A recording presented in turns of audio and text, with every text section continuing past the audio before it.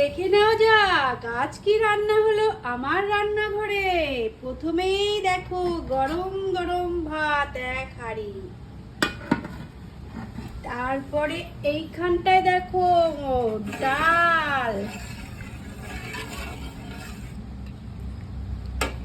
এইখানটায় দেখো কুমড়ো আলু সজনের ডাঁটা দিয়ে পোস্ত।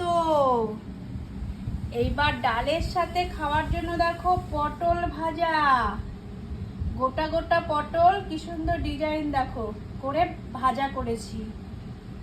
আর এইখানটায় দেখো ঝিঙে আলু আর হলো ডালের বড়ি দিয়ে একটা তরকারি, এটা নিরামিষ।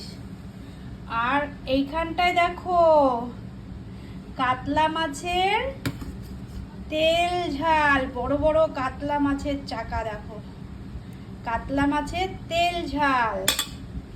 আর এইখানে